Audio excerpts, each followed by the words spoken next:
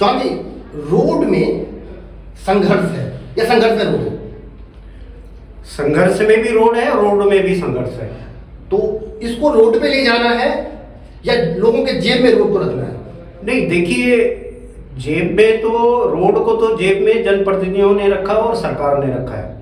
हम तो सड़क पर भी जाना चाहते हैं, हमने काफी आंदोलन भी किया है, जन समुदाय के साथ हम घर घर भी गए हैं, निगम पार्षद से भी मिले, विधायक से भी मिले और यहाँ तक मेंबर ऑफ पार्लियामेंट तक भी मिले। मनोज तिवारी जी से हम मिले, गौतम गंभीर जी से हम मिले, महेश गिरी जी से हम मिले और अभी तत्कालीन जो हमारे हर्ष मल्होत्रा जी हमारे वो हमारे जो मेंबर ऑफ पार्लियामेंट है, सांसद है और शायद रोड ट्रांसपोर्ट। अब कितना विडंबना की बात है कि रोड ट्रांसपोर्ट पे राज्य मंत्री है, आपका सांसद है और आपके घर के आगे रोड नहीं है। तो आश्वासन दिया उन्होंने, आश्वासन दिया, अभी मंत्रिमंडल संभाला उन्होंने कुछ महीनों के पहले, उन्होंने आश्वासन दिया हमें, हमारी बात को अच्छी तरह से उन्होंने सुना, नक्शे देखे, लैंड की उन्होंने पूरी, उन्होंने कहा कि मैं सिंचाई विभाग से बात करूंगा और मैं सरकारी कर्मचारियों से बात करूंगा, जनप्रतिनिधि जो है आपके क्षेत्र से उनसे बात करूंगा और मैं निष्कर्ष में जरूर जाऊंगा। ऐसा फ्रेम दिख रहा है मुझे कि मोदी सरकार सिर्फ बातों पे निर्भर करती है, कुछ काम भी होता है। नहीं नहीं, ऐसा कुछ नहीं है,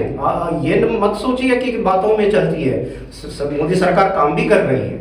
तो हम किसी राजनीतिक पार्टी से नहीं जुड़े हुए हैं। आपके बाजू में जी, अगर आप अपने दाएं तरफ मुड़ के देखते हैं तो भारतमाला का एक रोड दिखता है जी, आप अपने बाएं तरफ देखते हैं तो नेशनल हाईवे दिखता है जी, बीच में आपके पास संसदीय क्षेत्र है, जिस क्षेत्र का सांसद जो है वो उसी रोड ट्रांसपोर्ट का राज्य मंत्री है जी। फिर रोड मांगने के लिए उनके जेब में आपको टटोलना पड़ रहा है कि मेरा पर्ची है कि नहीं, या ऐसा होगा कि एक दिन वो टबोले में से निकालेंगे आज किसका काम करना है जी, फिर आपका नाम आता है वो देखते नहीं यार नाम नहीं है, रख देते हैं।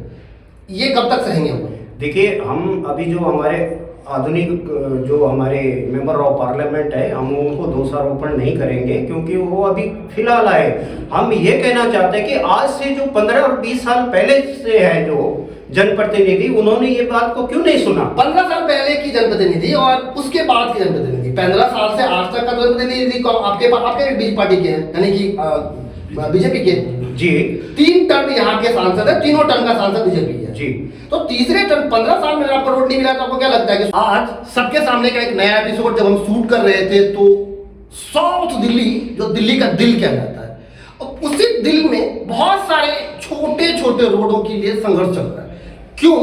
क्योंकि इन मोहल्ले के दोनों तरफ आप अगर एक दाएं तरफ की बात करें तो हाईवे है, बाएं तरफ की बात करें तो हाईवे है। भारत सरकार का दोनों रोड है, ये वाला रोड भी गवर्नमेंट ऑफ इंडिया है, ये वाला रोड भी गवर्नमेंट ऑफ इंडिया है। ये है क्यों और ये संघर्ष क्यों चल रहा है, कहाँ चल रहा है? ये साउथ दिल्ली का पॉस एरिया अगर हम कहते हैं तो उसका एक पार्ट है। अगर आप दिल्ली बॉर्डर के साथ खड़े होते हैं तो एंट्री पॉइंट है। इस एंट्री पॉइंट में अगर ये प्रॉब्लम है तो दिल्ली में कितनी प्रॉब्लम होगी उस पर हम चर्चा करते हैं। सर, आपका बहुत बहुत धन्यवाद। पहला सवाल, रोड क्यों संघर्ष के लिए चुना? ये कॉलोनी बसे हुए कम से 30 साल हो गए। जिस हिसाब से पहले जनसंख्या यहाँ थी, कम जनसंख्या थी तो ये गांव वाला रोड का इस्तेमाल करते थे। अब इतनी जनसंख्या बढ़ गई है यहाँ तो उससे पूर्ति नहीं हो पा रही। वहाँ कहीं एक तो हमारा ये आजी चौक वाला कट बंद कर दिया तो ट्रैफिक की समस्या, आबादी बढ़ने की वजह से क्या होता है, हमारे उस साइड में नहर के यूपी उस साइड में नेशनल हाईवे है और इधर मथुरा रोड पर हाईवे है, तो बीच में ये जनता को वो सुविधाएं नहीं मिल रहा। हम ये चाह रहे हैं कि जनता को ये अधिक जनता आबादी बढ़ने के हिसाब से एक सुविधा हमको मिले। हम लोग सरकार से यही आपके ठीक सामने जिस मोहल्ले में भी हम लोग हैं, इसके ठीक सामने सड़क जहाँ डीडीए ने बसाया है, तो डीडीए ने आपको रोड आउटऑट क्यों नहीं दिया? डीडीए वो नहीं दिया, पहले रोड थी, अब क्या आबादी बढ़ने की वजह से वो उसकी पूर्ति नहीं हो पा रही, इसलिए जनता ये चाहती कि हमको अतिरिक्त सुविधा यहाँ इस मोहल्ले के अंदर में एम्बुलेंस आती है क्योंकि यहाँ शमशान घाट है। कोरोना के दरमियान बहुत दूर से जहाँ पे लोगों को पता नहीं था शमशान घाट में कैसे चला जाता, वहां का एम्बुलेंस यहाँ आके चलता था, तो वो एम्बुलेंस का रास्ता अभी की स्थिति कैसी है? वो एम्बुलेंस से आती है यहाँ, लेकिन हकीकत में वो घर में नहीं घुस पाती। जहाँ क्योंकि पिछली बार यहाँ आग लगी थी वहाँ नहीं, बाहर ही खड़ी रहेगी, खेत में खड़ी रहेगी वो, उसके लिए वो रास्ता है नहीं, वो बहुत संकरा रास्ता है गाँव से जो आता है उसमें एम्बुलेंस भी नहीं, फायर ब्रिगेड की गाड़ी भी नहीं आ सकती, एम्बुलेंस ही नहीं आ सकती। किसी भी कोई पेशेंट होता है, किसी को कोई अगर रात को अचानक प्रॉब्लम हो जाती है तो गांव से संकर रास्ते से वो एनटीपीसी घूम के वो 5 किलोमीटर का फर्क पड़ता है। तब तक यह है कि हार्ट अटैक का पेशेंट हो जो वो तो वहीं पर तो जाए। ये रोड संघर्ष शुरू क्यों करना पड़ा? रोड संघर्ष शुरू इसलिए करना पड़ा, जो हमारी जरूरतें हैं नहीं हो पा रही थी, लोगों को परेशानी हो रही, आवागमन में परेशानी हो रही थी लोगों, इसीलिए हमने ये सरकार से, जनप्रतिनिधि से हमारे शुरू से ही अनुरोध रहा है कि जनता आबादी बढ़ने की वजह से जनता को जो उनकी जरूरतें पूरी नहीं हो पा रही हैं, जरूरत ये है उनको उनकी अतिरिक्त मांग ये है कि हमको जब से आम आदमी पार्टी की सरकार हुई है दिल्ली में, हाँ। मुझे लगता है तब से अहमदुल्ला यहाँ का विधायक है। हाँ, तब से। हर गली के चौराहे गेट पे हाँ। लोहे की ग्रिल लगी हुई, ग्रिल पे लिखा हुआ है अहमदुल्ला खां आपका स्वागत करता है। तो फिर रोड कहाँ है? रोड के ऊपर तो ग्रिल लगी हुई है। वही तो दुर्भाग्य तो इसी बात का है। वही वो कहते हैं ये यूपी की जमीन है, जबकि यूपी वाले कहते हैं कि हमको अगर फंड दे दोगे तो हम उसका टेंडर वो निकालेंगे, हम कहाँ से आपको रोड दे सकते हैं। लेकिन थोड़ा कमी सरकारों की या जनप्रतिनिधि की रहेगी, उन्होंने अपनी तरफ से पहल नहीं की। अभी जो मांग है, हाँ। ये मांग कौन से रोड की है और कहाँ है वो रोड? हमारी मांग अभी है शिवलाल मंदिर से ये नाले किनारे मथुरा रोड तक, जो कि वो नाला रुका पड़ा की जरूरत का नहीं है, वहाँ से आवागमन के लिए रास्ता दे सकती है गवर्नमेंट। 900 केवल 900 मीटर है, जिसका कुछ बजट भी बना के मथुरा रोड यानी कि हाँ। वो हाईवे जिससे आप यहाँ से कन्याकुमारी तक जा सकते हैं। हाँ, ये हाईवे कन्याकुमारी तक जा सकते हैं, ये हाईवे मुंबई तक जा सकते हैं। हाँ, हमको इस बीच में राष्ट्रीय 900 मीटर के पास आपके पास रोड नहीं है। रोड नहीं है। और इसके लिए आपने किसको लेटर लिखा? हमने देखो पहले सर्वप्रथम तो उत्तर प्रदेश सरकार को लिखा, मुख्यमंत्री जी को, क्योंकि जमीन उनकी है। आप जब जमीन आपको वहाँ से हमको ऑथराइज कर देंगे कि हाँ हम जमीन में से आपको रास्ता दे सकते हैं, तो वहाँ से कुछ कार्रवाई हुई है। उन्होंने ये भी कहा, उनके अंदर में सिंचाई विभाग था वो हेड, उन्होंने भी कहा ठीक है हम जनता को सुविधा दे सकते हैं, अपनी जमीन में से इतनी 60 फुट रोड की जगह दे सकते हैं, नाले के किनारे के बाबा से लेकर शिवलाल मंदिर तक, जिस तरह से टेढ़ा मेढ़ा रास्ता हम बीच में कहीं नहीं देंगे आपको। इसके लिए अब फिर हमारे सांसद जी उन्होंने कुछ प्रस्ताव रखा जी इसका वो बना के दो, मुझे एस्टिमेट दो। उन्होंने एस्टिमेट बना के दिया है। उसके बाद भी कई बार वहाँ मीटिंग में करते हैं, अगर सरकार कोई भी एजेंसी है इतना बजट देने में असमर्थ है। इस रोड का, इस नहर का हाँ। जियोग्राफी हुई कभी कि ये भौगोलिक स्थिति ये है, वर्तमान स्थिति ये है, आए दिन यहाँ मारकाट होते रहता है। हाँ। पुलिस ने यहाँ ऐसा FIR में लिखा कि इसी रोड पे मारकाट होती हाँ, है। बिल्कुल पुलिस ने उसको अपने डायरी में रोड कौन किया है।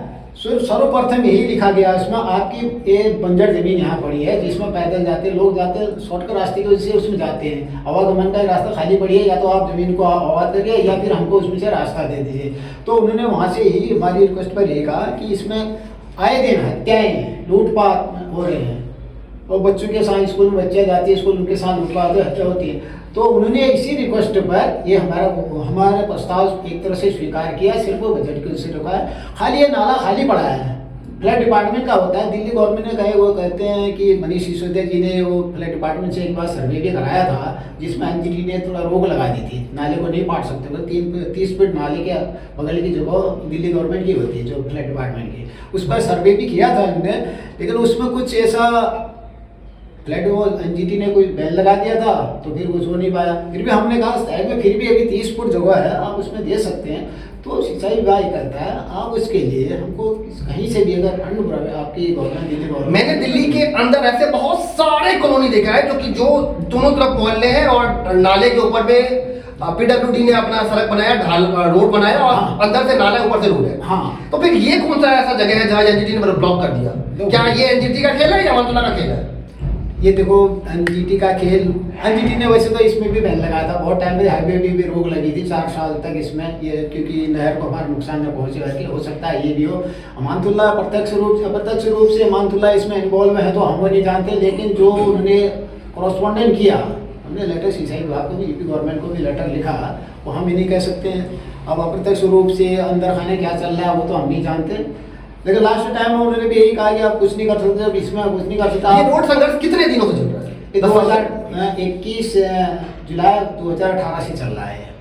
इतने दिन में तो एक बेटा वयस्क होकर के नौकरी करने लगता है, तो यहाँ तो हम लोग सिक्का के भी अगर खड़े कर रहे होते तो खुलंगी होता। दुर्भाग्य यही है साहब, हमारे जनप्रतिनिधि, हम जनप्रतिनिधि को चुनते हैं, जनता इसीलिए जनप्रतिनिधि को चुनती है अपनी समस्याओं के समाधान के लिए, लेकिन जनप्रतिनिधि का भी ध्यान नहीं जाता। अब पहले थोड़ा ये था कि नहीं जी यहाँ हमारी गवर्नमेंट नहीं है, वहाँ हमारी गवर्नमेंट नहीं है। पूरे मोहल्ले, इस पूरी कॉलोनी की कितनी आबादी होगी? यहाँ की है 40,000 करेगा। समथिंग अगर हम 40 से 50 की आबादी की काउंटिंग करते हैं तो 50,000 लोगों में हाँ। ऐसे बहुत सारे लोग होंगे जो सेंट्रल गवर्नमेंट में एम्प्लॉय होगा, हाँ। जिनकी आना जाना यहाँ से होता होगा। हाँ। तो क्या उन्होंने अपने ऑफिस में कभी ऐसी प्रॉब्लम नहीं जताई कि मुझे यहाँ से जाने में दिक्कत होती है, तो ये मेरा रूट मैप है, बड़ा ध्यान उन्होंने रखो। जताई उन्होंने, हर किसी का प्रयास रहा है। कोई हमने तो लेकिन लोगों से कहा जहाँ पे जिसके सोर्सेज हैं, संपर्क हैं, आगे आवाज़ उठाइए। कुछ लोगों ने उठाई भी, लेकिन ढाके हुए थी बात, तो कुछ नहीं हो पाया। तो हम कब तक उम्मीद कर सकते हैं कि ये संघर्ष समिति रोड पे बैठ जाएगी रोड को लेने के लिए? देखिए संघर्ष समिति, हाँ संघर्ष समिति का वही उद्देश्य है। रोड पर बैठे भी लोग, रोड पर बैठेंगे भी, आगे जनप्रतिनिधि के आगे भी धरना प्रदर्शन। मुझे इस बैठने और रोड के प्रति जब आपने चर्चा किया तो मुझे ध्यान आ रहा है कि कुछ दिन पहले एमसीडी का चुनाव था। हाँ। बहुत ढोल ढमाके नागे गाजे के साथ लोगों ने अपने अपने घर के बाहर रोड मांगा। हाँ। लेकिन वो रोड अपने ही घर के आगे अपने ही रोड पे खड़े होकर रोड मांग रहे थे। हाँ, ये जहाँ रोड चाहिए थी वहाँ आज भी जंगल बंजर पड़ा हुआ है, वहाँ कोई देखने वाला हाँ, नहीं। वहाँ के लिए किसी ने कहा कि हाँ। तो क्या ये सिर्फ एक चुनावी माहौल क्रिएट करना है रोड हाँ, कुछ ऐसा भी है, कुछ ऐसा भी लोगों ने जो चुनाव में उतरना चाहते हैं उन्होंने भी क्रेडिट किया, जो अंदर ही दिया। उनमें सुझाव ये भी दिया गया कि यहाँ से बाहर निकलो, रोड में हाईवे पर निकलो, हाँ यहाँ से हमें रोड चाहिए। तो उसके लिए भी लोग तैयार नहीं कर पाए, क्योंकि वो चुनावी स्टैंड था। ये लगता आपको है ध्यान होगा कि जब मथुरा रोड आपके आली के टक्कर पे ब्लॉक कर दिया गया तो ये हुआ कि यहाँ से अंडरपास देंगे। हाँ, अंडरपास खुद गया, ओपनिंग हो गई, फिर बंद हो गया। हाँ, पहले ऐसा हो क्यों रहा है यहाँ के मोहल्ले के साथ? ये प्रस्ताव हमारा ही था 2014 में रखा था। तो उसके बाद हमने अंडरपास मांगा था, उनने फुटओवर ब्रिज दे दिया। अब उससे भी नहीं हो पा रहा, फुटओवर ब्रिज कहाँ चढ़ेंगे ऊपर उससे। अब उसके बाद देखिए, अब वो कट बंद कर दिया तो यू टर्न देंगे, अब यू टर्न भी नहीं हो पा रहा था। हमारा शुरू प्रस्ताव ये था अंडरपास ही इसका सोल्यूशन है, लेकिन यानी जिसमें कुछ बजट हम फिर आपको किसी दूसरे लोगों से बात कराएंगे। तब तक 7 किलोमीटर का सफर तय करना पड़ेगा अगर मैं यहाँ से अपने घर जा रहा हूँ तो। तब तक के लिए धन्यवाद।